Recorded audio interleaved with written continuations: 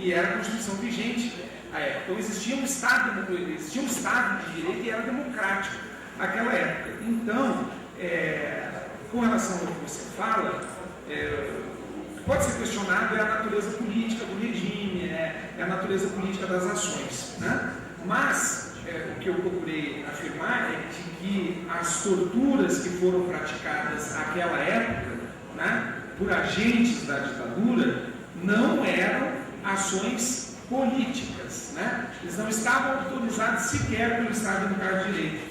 E eu, inclusive, me vinculo à tese de que não se trata de uma responsabilidade das Forças Armadas. Não é a responsabilidade das Forças Armadas, porque acho que podemos ter uma visão maniqueísta dos processos.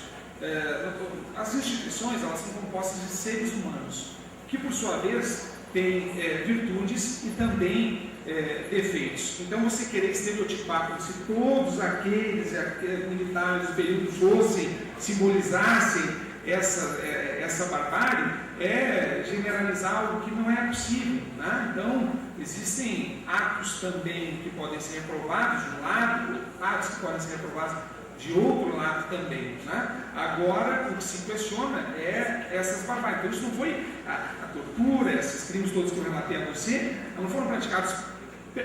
Isso é o que nós preferimos compreender. Não teriam sido praticadas pelas Forças Armadas ou pelo Estado brasileiro. As Forças Armadas são um dos pilares da nossa nação, garantidores da nossa soberania, da nossa nação, enfim, mas isso foram coisas praticadas por psicopatas, né?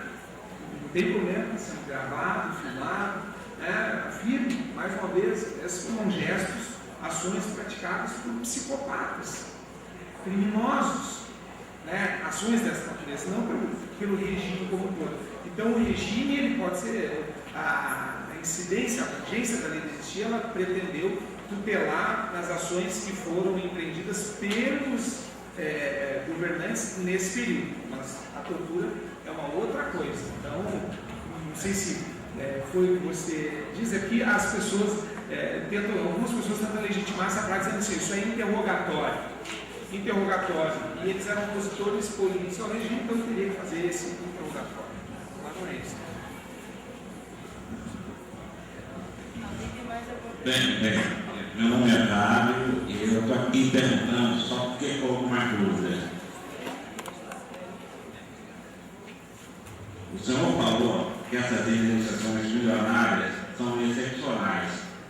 Agora, a minha pergunta, essas excepcionalidades são apenas em relação a essas três pessoas, que por sinal são pessoas que tiveram destaque no Senado Nacional?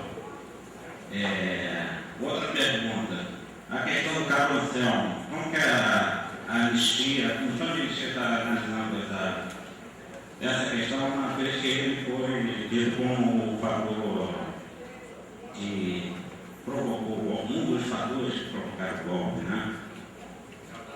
E outra pergunta também, essa questão de R$1 milhão, R$1 milhão e pouco, um país que é pobre, nós temos, eu não acho que é muito, apesar da lei garantir. Só antes de responder, tentar comentar essas suas observações, gostaria de fazer uma respeitosa saudação ao senador Cristóvão Buarque, que chegou aqui até esse nosso espaço e é uma das pessoas, o senador Cristóvão quando você fala em educação no país, um sinônimo de educação no país é Cristóvão Buarque. Além da sua luta pela educação também, nós estamos falando desse tema, é um homem que tem a sua trajetória marcada pela afirmação das liberdades democráticas, da cidadania, e é um cidadão que contribuiu de maneira importantíssima para o processo também de democratização do nosso país, não somente enquanto parlamentar, mas enquanto acadêmico, reitor aqui na Universidade de Brasília. Então eu manifesto, antes dessa resposta minha respeitosa saudação aos senhores.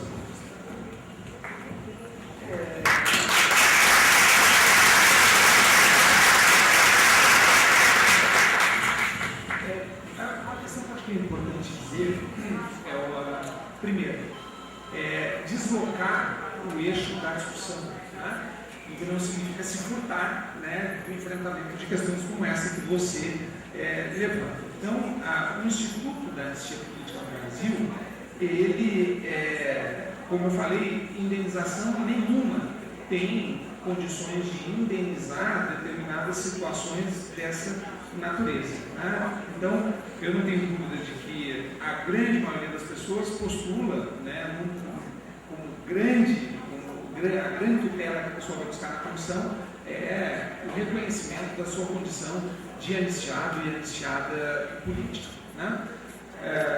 Com relação aos números, eu reforço mais uma vez, essas situações de indenizações de maior valor, elas efetivamente ocorreram, são situações que efetivamente ocorreram, mas é importante dizer também que essas indenizações, elas não foram concedidas com base em subjetivismo ou por relações particulares, mas foram indenizações fixadas à luz da legislação brasileira, né? Como eu falei a você, o artigo 8º do ato das disposições constitucionais transitórias, ele garante a tutela desse direito.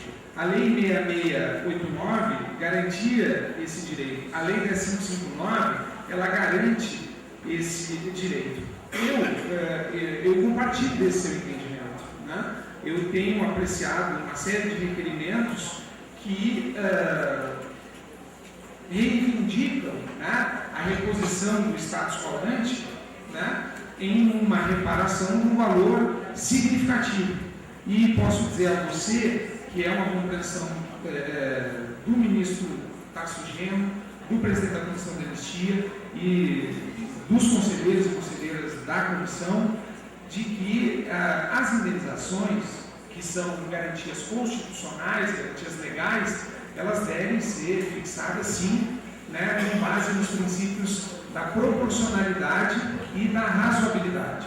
Com relação a esse processo que você referiu especificamente do Jaguar, esse valor, a prestação mensal que foi garantida aí, foi um pouquinho superior a R$4.000. Alcançou esse montante de R$1.023.000 em decorrência do valor retroativo que foi garantido a ele, mas é um dispositivo de lei. Negar esse direito significaria subverter a própria legalidade. Mas você pode observar que nesse último período não existem mais indenizações desse porte. Como eu falei a você, imagine o seguinte: só em 2007 foram autuados 4.461 requerimentos, apreciados 10.228, deferidos 8.470 e indeferidos 1.758. De 2001 até 2007, autuados, renovam a informação anterior, 60.347, apreciados 37.270, deferidos desses 37.000, 24.560, indeferidos 12.710. E aí, uma informação, para desmistificar um pouco, aí ampliando a base de análise até março de 2008, nós tivemos 25.013 requerimentos deferidos. Desses de mais de 60 mil, aí 63, 65 mil requerimentos, mais ou menos. Desses 25 mil, 13 mil foram deferidos. Deferidos sem reparação econômica, 15.243. Deferidos com prestação mensal, 7 mil. 7 mil, gente, de 25 mil. E deferidos com prestação única, 2.300 de 25 mil.